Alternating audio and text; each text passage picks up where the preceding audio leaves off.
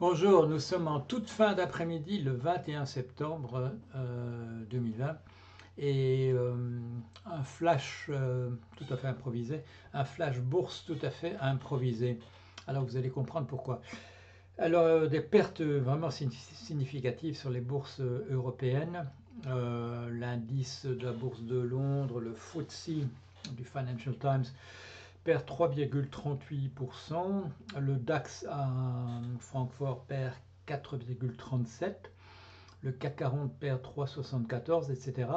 Et aux États-Unis, alors qu'on n'est qu'à mi-séance, à moins que je me trompe beaucoup, non, on est à mi-séance, euh, on n'est pas encore à mi-séance, déjà 2,88 pour le Dow Jones des valeurs industrielles. Nasdaq, bon, ça va un peu mieux, 1,34. Le Russell, moins 3,94. Et le S&P 500, moins 2,18. Alors tout ça pas terrible, tout ça vraiment très très mauvais.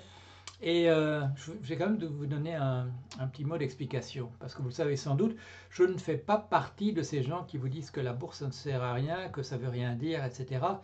La bourse, c'est le marché secondaire des actions des entreprises, c'est-à-dire que c'est là qu'on achète et on vend, et vous le savez, des actions dans des entreprises qui ont été émises initialement. Et c'est un baromètre, non pas vraiment de l'économie, mais c'est un baromètre de la finance. C'est un baromètre de comment les financiers envisagent les choses.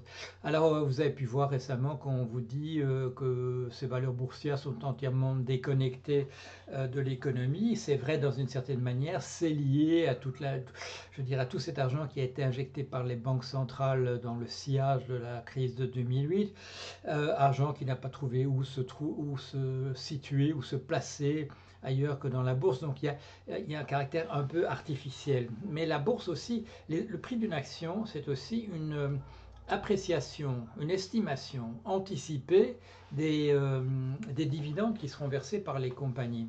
Alors autrefois, je dirais jusqu'aux années 80, peut-être milieu des années 90, les, euh, les dividendes des compagnies étaient véritablement une part de la richesse créée par la compagnie grâce à l'argent que vous leur donnez à eux en achetant des actions de leur compagnie. Après, il y a eu un certain dévoiement. Le prix, il y a eu une certaine compétition entre les entreprises à payer des dividendes importants, ce qui fait que ça a cessé d'être une part de bénéfice des compagnies.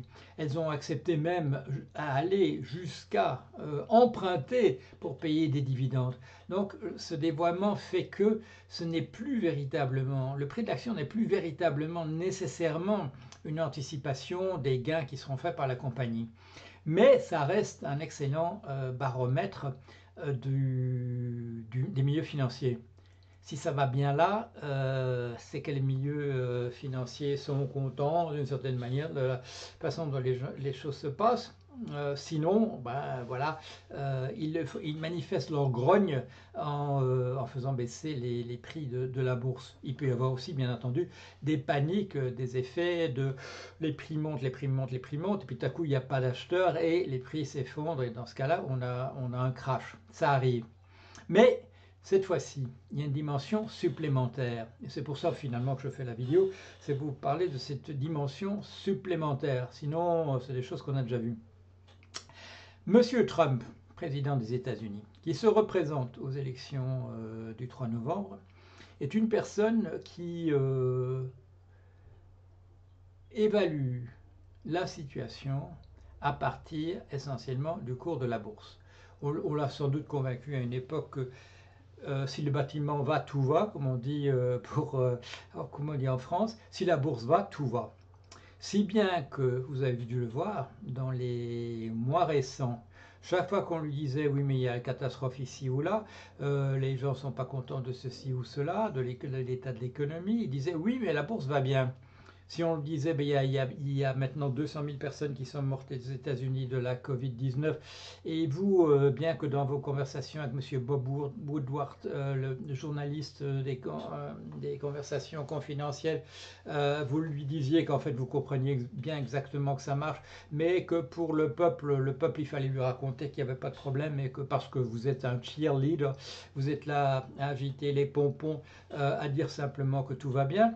Vous avez raconté à Monsieur Bob Woodward que vous aviez les yeux fixés uniquement sur la bourse et que tant que la bourse allait bien, il n'y avait pas de problème pour vous et que vous concentriez toute votre attention et tous vos efforts à ce que la bourse aille bien. Alors, Monsieur Trump, c'est peut-être pas tombé non plus dans l'oreille d'un sourd, et en particulier de certaines personnes qui ne sont pas sourdes dans les milieux financiers et qui considèrent peut-être qu'un deuxième mandat de votre part, avec vos tendances, comment dire, séditieuses, de dictateur en puissance, si vous ne l'êtes pas déjà entièrement, les milieux financiers qui ont su que vous avez mis tous vos œufs dans le panier de la bourse, est-ce que ces marchés financiers, et quand on dit marché financier, c'est aussi bien en Europe qu'aux États-Unis. De toute façon, tout ça communique d'une certaine manière. Il est rare que ça aille très très très bien à Wall Street et très très mal en France ou en Grande-Bretagne. Tout ça est corrélé parce que ce sont les mêmes personnes qui font les mêmes types d'opérations. Parce qu'il y a des arbitrages possibles. Si ça ne marche pas à un endroit, on va à l'autre. Et du coup, tout ça s'équilibre d'une certaine manière. Alors, tous ces marchés financiers qui ne sont pas nécessairement enthousiastes à l'idée que M. Trump ait un second mandat, vous leur avez dit, involontairement, et peut-être, de votre point de vue, il aurait mieux valu ne pas le dire, que vous avez mis tous vos œufs dans le panier de la bourse et que si la bourse va mal, eh bien ça va également mal pour vous. Alors, est-ce que Wall Street est en train de vous dire certaines choses par le biais justement des marchés boursiers?